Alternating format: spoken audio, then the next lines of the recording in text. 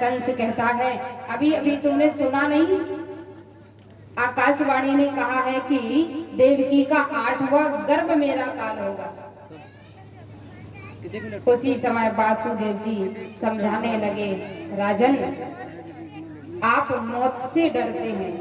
अरे राजन, जिस मौत से हम डरते हैं, जिस गर्भ से हम जन्म लेकर आते हैं राजन, उसी गर्भ से हमारी मौत भी जन्म लेकर आती है। यहाँ वासुदेव जी ने कंस को बहुत समझाया, लेकिन कंस नहीं माना। उसी समय वासुदेव जी कहते हैं कि तुम्हें देवकी से कोई भय नहीं है, तुम्हें देवकी से कोई भय नहीं, देवकी के पुत्रों से भय है। इसलिए राजन, तुम मेरी पत्नी को छोड़ दो और जितने भी देवकी के पुत्र होंगे मैं तुम्हें समर्पित करता रहूंगा। कंस ने कहा कि मुझे कैसे विश्वास हो जाए कि आप अपने पुत्र मुझे दे देंगे। कंस ने कहा कि मेरी एक शर्त है, मैं देवकी को जीवित छोड़ तो दूंगा, पर उसके बदले में आपको मेरे कारागृह में रहना होगा। वासुदेव जी ने विचार किया कि ये कंस है, दुष्ट है, देवकी को छोड़ेगा नहीं। इसलिए वासुदेव जी विचार करते हैं, ठीक है, आप देवकी को कारागृह में बंद कर दीजिए। कंस ने कहा, देवकी को ही नहीं, आपको भी बचने के लिए अपनी बहन को कारागृह में राजा कंस ने डाल दिया। अब यहाँ देवकी के प्रथम पुत्र होते हैं जिनका नाम कीर्तिमान है। एक बार तो कंस ने जैसे ही देवकी का प्रथम पुत्र हुआ तो कंस ने देवकी से वो पुत्र लिया और जैसे ही मरने वाला था उसी समय उनके मन में विचार आया कि आकाशवाणी ने कहा है कि 8वां गर्भ मेरा काल होगा, 8वां गर्भ मेरा काल होगा, ये तो पहला पुत्र है, इसलिए इसे क्यों मारा जाए, ये तो निर्दोष है। लेकिन उसी समय सैनिक मंत्री जो ज्यादा विद्वान होते हैं अपने राजा को सलाह देते हैं। कंस से कहा, राजन आप ना समझ ना बनिए, देवता जानते हैं कि आप कितने दयालु हैं, कितने कृपालु हैं, इसलिए देवताओं ने कहीं 8वां बालक पहले ही भेज दिया हो तो। कंस ने फिर से उस बालक को उठाया और पत्थर से मार दिया महाराज, पत्थर पर पटक कर मार दिया। उधर माता देवकी चिल्लाती रही, रोती रही, लेकिन कंस ने प्रथम पुत्र देवकी का मार दिया। आज उस माँ के हृदय पर क्या बीत रही है कि माँ ने बालक को 9 महीने गर्भ में रखा और जन्म लेते ही मामा कंस ने उस बालक को मार दिया। देवकी रुदन करती है। अब यहाँ दूसरे पुत्र जब देवकी के हुए तो महाराज कंस ने उसको भी मार दिया। एक एक करके देवकी के 6 पुत्रों को दुष्ट कंस ने मार दिया। लेकिन 7वीं बार मेरे कन्हैया के बड़े भाई श्री बलराम जी माता देवकी के जैसे ही गर्भ में आए तो मेरे प्रभु को चिंता हो गई, मेरे प्रभु को चिंता हो गई कि मेरे शेषनाग को तो बचाना होगा, शेषनाग को तो बचाना होगा। तो यहाँ श्री सुखदेव जी महाराज से राजा परीक्षित कहते हैं कि गुरुवर, ये अगले जन्म में राम अवतार में लक्ष्मण छोटे भाई थे। लक्ष्मण जी का अवतार क्या था? शेष अवतार। लेकिन यहाँ द्वापर युग में कृष्ण के बड़े भाई बनकर क्यों आ रहे हैं? सुखदेव जी महाराज कहते हैं कि हे राजन, एक बार जब भगवान माँ कैकेयी के वचनों से 14 वर्ष के लिए वन में गए, राम जब वन में गए उसी समय लक्ष्मण जी राम जी की चरण सेवा कर रहे थे। चरण सेवा कर रहे थे तो राम जी ने लक्ष्मण से कहा कि लक्ष्मण, अब आप भी थक गए होंगे, थोड़ा आराम कर लीजिए। लक्ष्मण ने कहा, नहीं प्रभु, मैं अभी थका नहीं, और सेवा कर लूं। राम जी की नींद लगी, उसी समय फिर राम जी की नींद खुली। राम जी ने कहा, लक्ष्मण अभी तक तुम सोए नहीं? उसी समय राम जी ने डांट कर कहा कि हम बड़े भाई हैं, जाओ, हमारी आज्ञा है कि तुम सो जाओ। उसी समय लक्ष्मण जी ने मन में विचार किया कि मैं अभी छोटा हूँ, इसलिए मैं कुछ कह नहीं सकता, लेकिन अगली बार मैं बड़ा बनकर आऊंगा तब देखूंगा। तो यहाँ सुखदेव जी महाराज कहते हैं कि जब भगवान अवतार लेकर आए तो एक दिन भगवान गौ माता चराने के लिए गए। गौ माता चराने के लिए गए तो उसी समय बलराम जी कन्हैया को लेकर गोदी में उछल उछल कर नाच रहे थे। तो उसी समय कन्हैया ने कहा, भैया मुझे उतारो, मुझे उतारो। तो उसी समय बलराम जी कहते हैं, हम आपके बड़े भाई हैं। यहाँ ये दर्श श्री सुखदेव जी महाराज राजा परीक्षित को करा रहे हैं। तो यहाँ 7वें बालक श्री बलराम जी हैं। तो मेरे प्रभु सोचते हैं कि मेरे भाई बलराम को तो बचाना होगा। तो यहाँ योग माया से प्रभु ने वो गर्भ जो देवकी का गर्भ है, उस गर्भ को रोहिणी मैया के गर्भ में स्थापित करवा दिया। तो यहाँ रोहिणी मैया की गर्भ से श्री बलराम जी का जन्म हुआ। श्री बलराम जी महाराज की। तो महाराज यहाँ श्री बलराम जी का जन्म हुआ और यहाँ भादों का महीना है, रोहिणी नक्षत्र है और यहाँ रात्रि के 12 बजे मेरे कन्हैया चतुर्भुज नारायण का रूप लेकर देवकी मैया के कारागृह में प्रकट हो गए। बोलिए देवकी मैया की, बोलिए कृष्ण कन्हैया लाल की। तो यहाँ जैसे ही मेरे प्रभु प्रकट हुए, उसी समय भगवान ने अपनी योग माया से जितने भी सैनिक मंत्री पहरे पर लगे हुए थे, सबको ऐसे योग माया से सुला दिए। और महाराज ऐसी घोर रात्रि है, चूहा बिल्ली सारे प्रसन्न हो रहे हैं भगवान की छवि को देखकर। और मेरे प्रभु चतुर्भुज नारायण शंख चक्र गदा लेकर पद्म लेकर माता देवकी के कारागृह में सन्मुख खड़े हुए हैं। माता देवकी ने जैसे ही प्रभु नारायण को कहते हैं, हे माँ आप चिंता ना करिए। इसी समय गोकुल में नंद रानी ने, मैया यशोदा ने एक योग माया को जन्म दिया है। आप मुझे गोकुल पहुंचाकर आइए और उस योग माया को लेकर आइए। तो यहाँ मैया देवकी कहती है, प्रभु ये सब हम कैसे कर सकते हैं? हाथों में हथकड़ियां लगी हैं, पैरों में बेड़ियां लगी हैं, ताले लगे हुए हैं। प्रभु ने कहा कि जब मैं कृपा करता हूं ना तो सारे बंधन खुल जाते हैं। प्रभु जब कृपा करते हैं ना तो सारे बंधन सारे कष्ट दूर हो जाते हैं।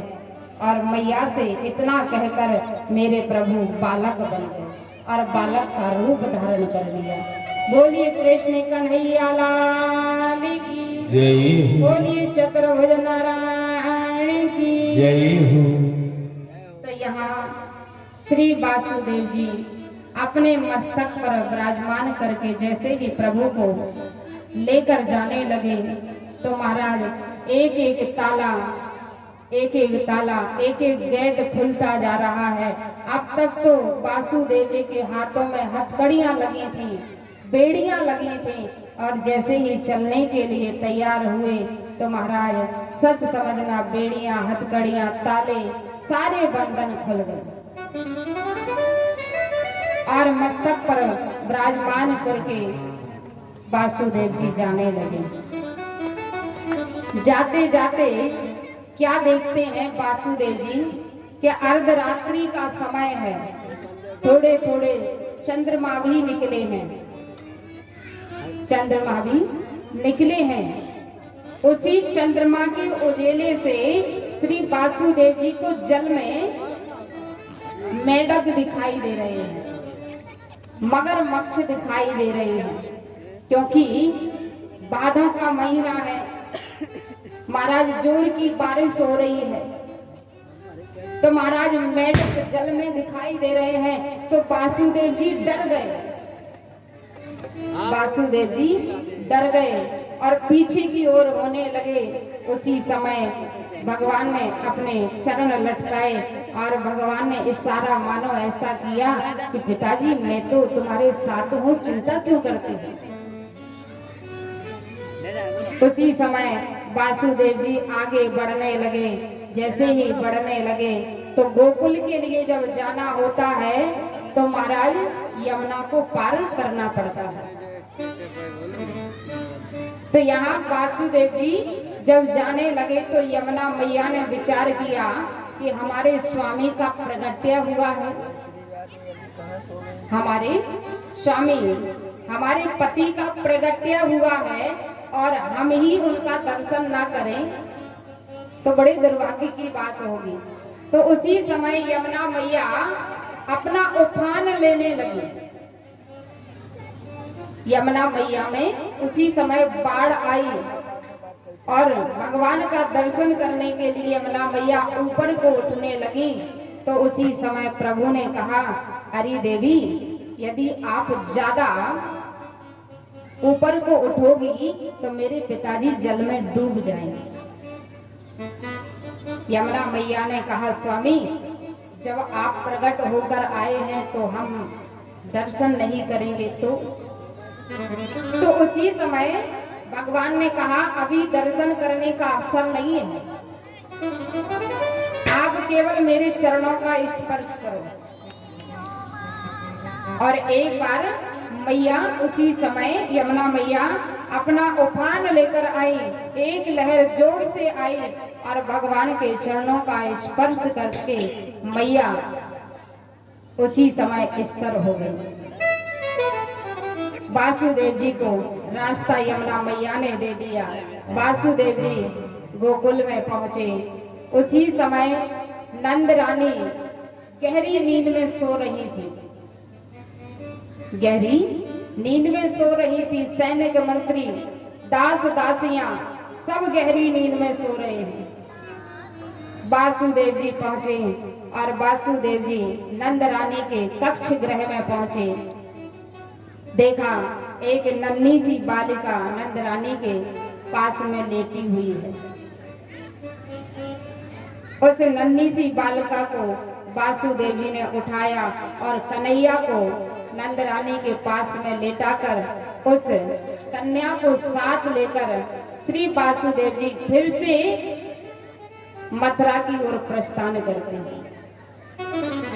अब देखिए, अब तक तो केवल देवकी और वासुदेव जी के लाला हुए हैं, अभी तो नंद रानी के लाला होना बाकी है। बोलिए कृष्ण कन्हैया लाल की जय। श्री वासुदेव जी महाराज दर्शन कराते हुए कहते हैं कि जब मेरे प्रभु श्री वासुदेव जी के साथ में थे तो सारे बंधनों से मुक्त हो गए थे।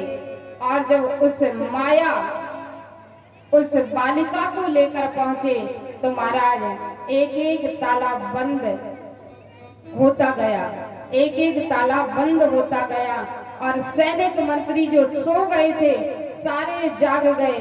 और तो और महाराज उस योग माया ने कारागृह में जाते ही जोर जोर से रोना प्रारंभ कर दिया। रोना प्रारंभ किया, जो सन्नाटा छाया हुआ था वो सारा मिट गया। और जैसे ही योग माया ने रोना प्रारंभ किया, सैनिक मंत्री दौड़े दौड़े पहुंचे कंस के दरबार में। महाराज 8वां हो गया है, 8वां तुम्हारा जो काल है उसने जन्म ले लिया है। कंस दौड़ा दौड़ा आया, ताले खुलवाए, देवकी ये 8वां बालक मुझे दो। देवकी मैया रोते हुए बोली, भैया 6 बालकों को तुमने मेरे मार दिए, मैंने कुछ नहीं कहा। 7वां बालक मुझे मिला नहीं, लेकिन ये 8वीं बार तो मेरी बेटी है, इसे तो छोड़ दो। 8वीं बार ये मेरी बेटी है, इसे तो छोड़ दो। कंस ने विचार किया, बेटी, अरे यहाँ बेटी कैसे हो गई, बेटा होना था।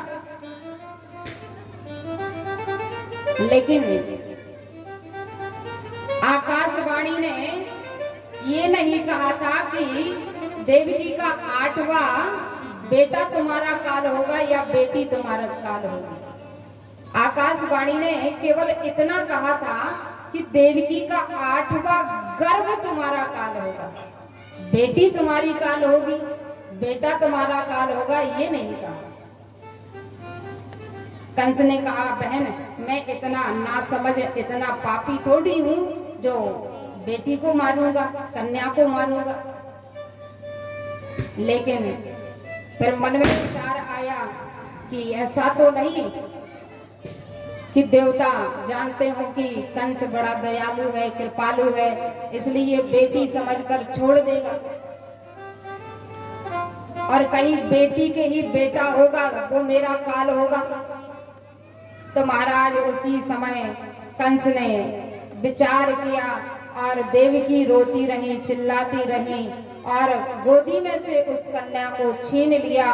और जैसे ही पत्थर पर मारने वाला कंस था, उसी समय वो योग माया अष्टभुजी देवी बन गई।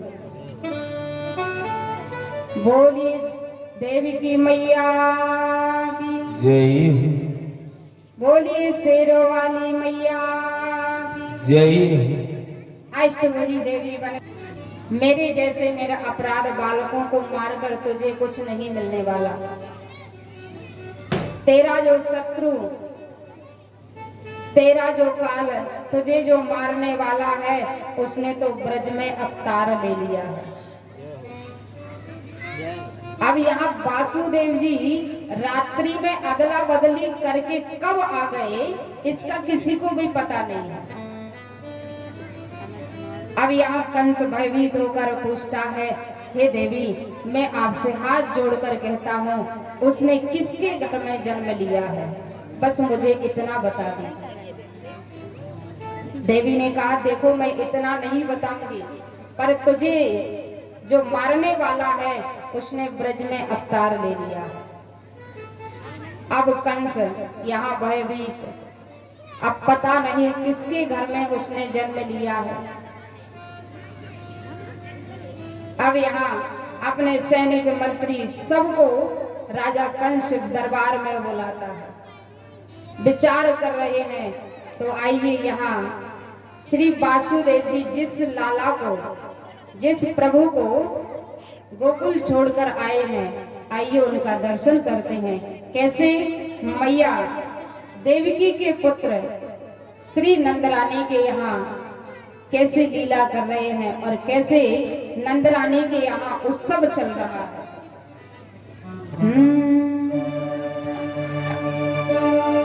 कहते हैं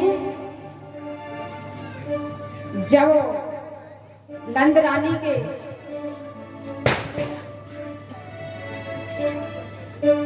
तो यहाँ श्री वासुदेव जी दर्शन करा रहे हैं कि नंद रानी के कोई बालक नहीं थे।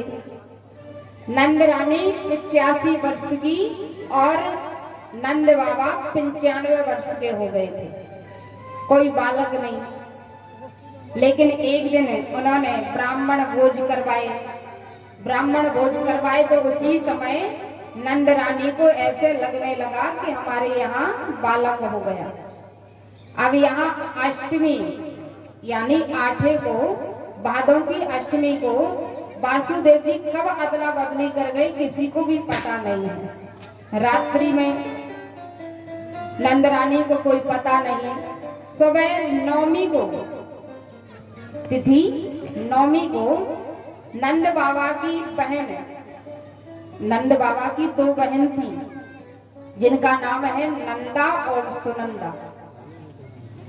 अब जैसे ही नंदा ने विचार किया कि रोज तो भाभी जल्दी जग जाया करती थी, लेकिन आज क्यों नहीं जगी, तो यहाँ नंद बाबा की बहन नंदा दौड़ी दौड़ी गई जहाँ नंद रानी शयन कर रही थी और जाकर क्या देखा कि एक झीनी सी चदरिया को ओढ़कर एक लाला लेटा हुआ है।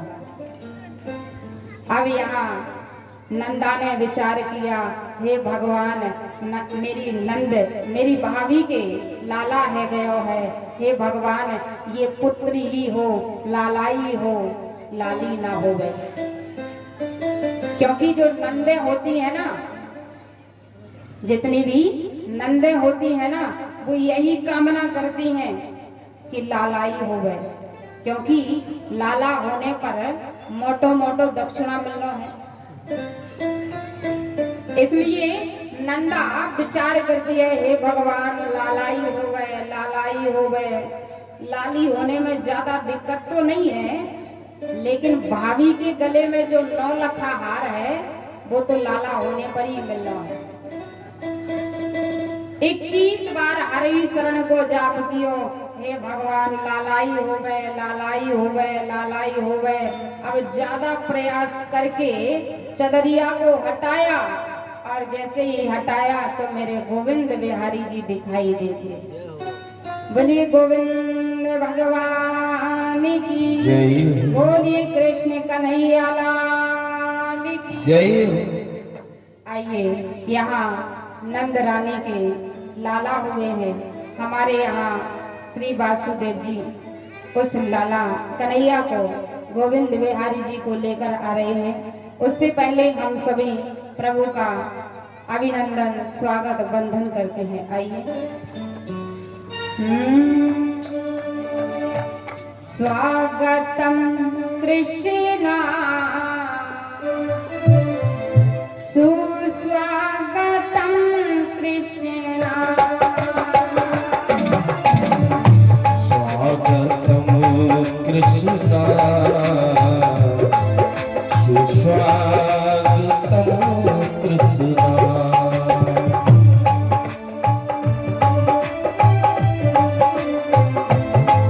सुस्वागतम कृष्णा।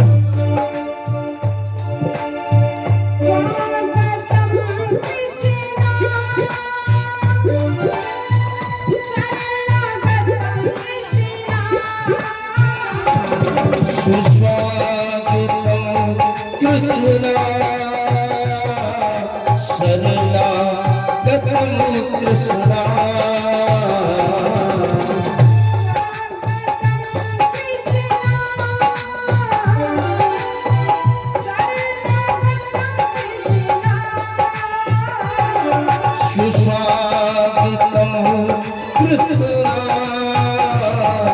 शरणागतं कृष्णा